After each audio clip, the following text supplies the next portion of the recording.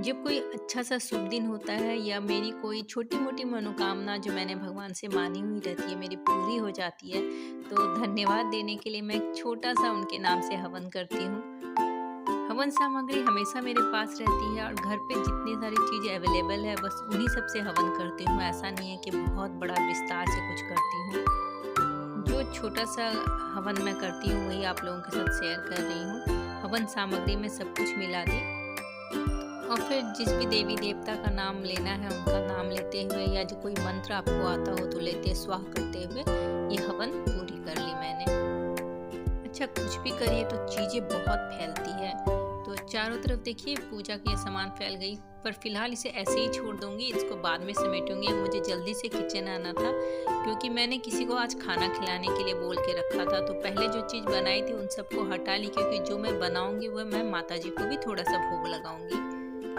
जब हम भोग बनाते हैं तो वो चूल्हा साफ करके ही बनाते हैं, तो चूल्हे के साथ साथ पूरे स्लैब को भी साफ करना ज़रूरी था और सब कुछ बिना लहसुन प्याज का ही बनने वाला है। बहुत जल्दी बनाना भी है, तो एक ऐसा ट्रिक बताऊंगी जिस तरीके से आप बनाएंगे तो बहुत जल्दी बनेगी और खाने में भी बहुत ही अच्छी लगती है। तो आलू की सब्जी बनाने वाली हूँ, रस्से वाली सब्जी, पूड़ी और हलवा। तो सबसे पहले आलू को अच्छी तरह से छील के उसको धो लेना है और इसे डायरेक्ट कुकर में ही काट के उबालना है। तो उबालने के पहले कुकर में डाल दी तेल, जीरा, फिर थोड़ी सी सूखी लाल मिर्च, लौंग, इलायची, दालचीनी और आलू जिसे मैंने काटा था उसे भी डाल दी। थोड़ा सा मिला दी नमक और पानी।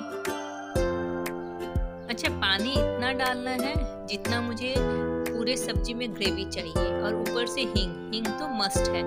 अब 2 सीटी में तो आलू बिल्कुल अच्छी तरह से उबल गई। अब चलिए इसको तैयार कर लेते हैं, इसके मसाले को। मसाले में ले ली मैंने अदरक, मिर्ची और कटा हुआ टमाटर। अब कढ़ाई में ले ली तेल, उसमें डाल दी जीरा। जीरा को चटकते ही उसमें जो मसाला मैंने पीसा था उसे मिक्स कर दिया। ऊपर से डाल रही हूँ जीरा धनिया पाउडर, हल्दी, कश्मीरी लाल मिर्च और हींग और घर का बनाया हुआ गरम मसाला। मसाला भूनते भूनते इधर आटा भी गूंथ लेना है क्योंकि मसाला भूनने में थोड़ा टाइम लगता है। आटे में मिला ली नमक, तेल, अजवाइन और अच्छी तरह से, बहुत कड़क आटा मैं नहीं गूंथी हूँ। इसे मिक्स करके थोड़ी देर के लिए छोड़ दी। थोड़ी देर बाद जब इसे मिक्स करूँगी तो अपने आप ये सॉफ्ट गूंथ जाएंगे। देखिए आलू कितना अच्छा बॉईल हो चुका है। थोड़े बड़े बड़े टुकड़े थे, इसे स्पैचुला के हेल्प से कुकर में ही इसे मैंने छोटे छोटे टुकड़ों में काट लिया। मसाला भी भून चुका था।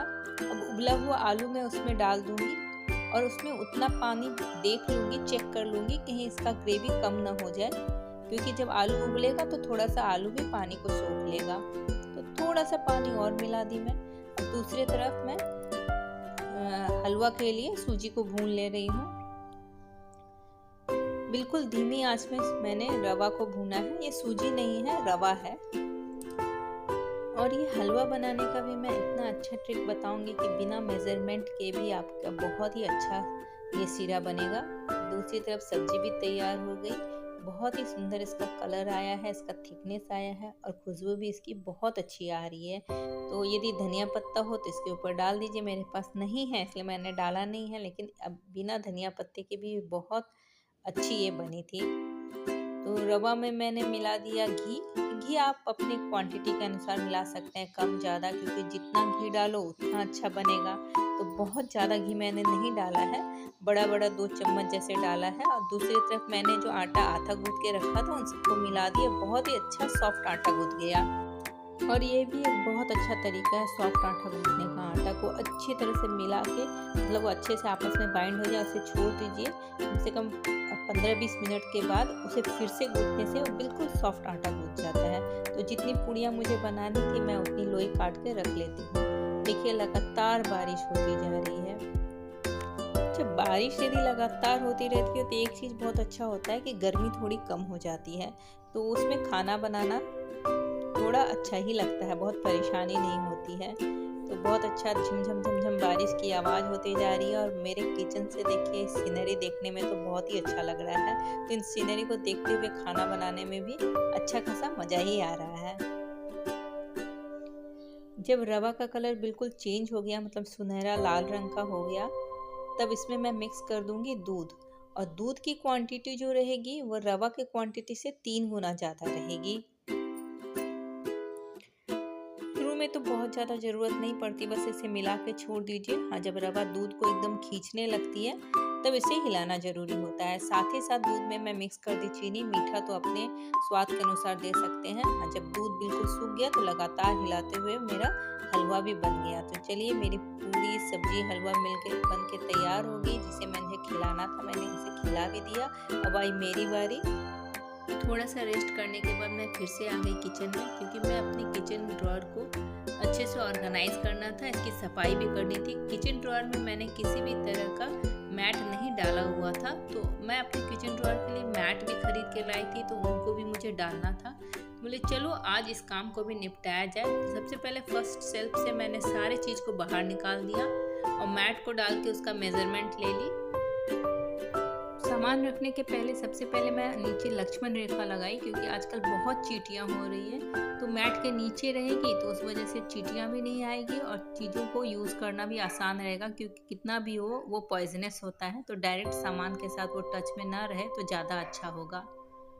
और मैट मैंने एंटी स्लिप यूज़ किया है, इसे निकाल के साफ़ करना भी आसान है और चीज़ें भी जगह से इधर उधर नहीं होगी। तो पहला शेल्फ को तो मैंने साफ़ कर लिया। नेक्स्ट ड्रॉअर की भी सफाई करनी थी। इसमें कुछ ऐसी बोतलें भी थी जो बिल्कुल खाली रखी हुई थी, तो उन सबको भी हटाना था, क्योंकि अननेसेसरी इन सबको रख के इनमें जगह क्यों ऑक्यूपाई करना है। तो सब चीज़ को निकालना था, हर एक चीज़ की सफाई भी करनी थी, प्लस मैट भी डालना था। तो ये वीडियो तो मैं बाद में बनाऊंगी कि मैंने कैसे चीज़ों को ऑर्गेनाइज करके अपने किचन में रखा है।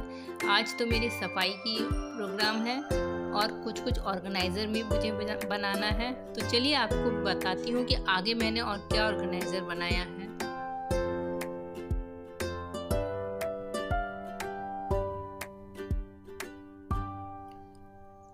कुछ कप मेरे इस तरह के बॉक्स में करके रखे हुए थे, उन सबको भी मुझे बाहर निकाल के रखना था, क्योंकि इस बॉक्स की वजह से काफ़ी जगह बर्बाद होती है। तो इन सबको निकाल के मैं इनको क्रॉकरी यूनिट में रख रही हूँ। और ये जो थर्मोकॉल का बॉक्स है, इसका एक बहुत ही अच्छा यूज़ मैं करूँगी। चीज़ें जब आंखों के सामने होती है तभी उसका प्रॉपर यूज़ भी हो पाता है। कप और प्लेट के साइज के अनुसार इस थर्मोकॉल में डिवाइडर बना हुआ था, तो उन सबको हटा के बीच का हिस्सा मुझे बिल्कुल प्लेन करना था। तो बहुत ही आसानी से हो गई। धार वाले चाकू से जैसे मैंने इसे काटना स्टार्ट किया कि आराम से कटते चले गए, क्योंकि ये थर्मोकॉल की होती है ना, इसलिए बहुत ईजिली कट जाती है।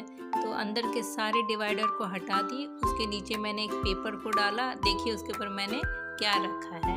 मैंने उसके ऊपर अपने ऑयल के बड़े कंटेनर रखे हैं, और इसलिए मैंने ऑयल कंटेनर को इसके नीचे रखा है, क्योंकि जब भी हम ऑयल इससे डालते हैं तो इसके नीचे का हिस्सा ऑयल की वजह से ख़राब हो जाता है। तो इसके ऊपर रहेगा तो बार बार मुझे सिर्फ पेपर बदलने की ज़रूरत है। और दूसरी ऑर्गेनाइज़र मैं बना रही हूँ इस कार्डबोर्ड बॉक्स से। बिना किसी ताम झाम के घर में बचे हुए कपड़े से ही मैं इसको बना रही हूँ। कुछ अच्छे नए कपड़े के टुकड़े मेरे पास थे, तो इन्हीं से इसके ऊपर मैं लपेट दूंगी, क्योंकि इससे थोड़ी इसमें मजबूती भी आ जाएगी और ये लंबे समय तक चलेगी। बस थोड़ा सा धैर्य पकड़ते हुए, अपने पेशेंस को रखते हुए इसके ऊपर चिपकाना है। फेविकोल की हेल्प से मैं इसे चिपकाते गई। बहुत ही आसानी से तुरंत चिपक जाती है और घर में बचे हुए कपड़े का भी यूज़ हो जाता है। बाहर से भी कोई ऑर्गेनाइज़र ख़रीदना नहीं पड़ता है। तो ये बहुत ही आसान तरीका है पैसे बचाने का और अपने टाइम का सही यूज़ करने का। और मेरे घर में तो ना जाने कितने सारे कार्डबोर्ड बॉक्स के ऑर्गेनाइज़र होंगे। मैं छोटे बड़े हर तरह के बॉक्स का यूज़ कर लेती हूँ। तो देखिए बहुत ही सुंदर सा ये बॉक्स बनकर तैयार हो गया। ये मैंने क्यों बनाया, ये पर्पस इसका क्या था बनाने का, वो मैं दिखा रही हूँ कि मैं अपने मच्छरदानी को इस तरह के ऑर्गेनाइज़र में रखती थी।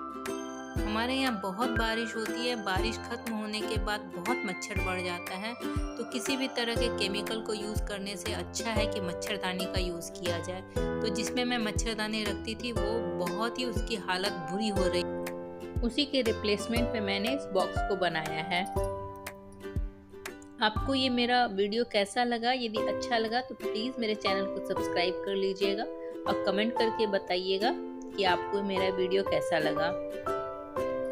और मेरे वीडियो को लास्ट तक देखने के लिए थैंक यू।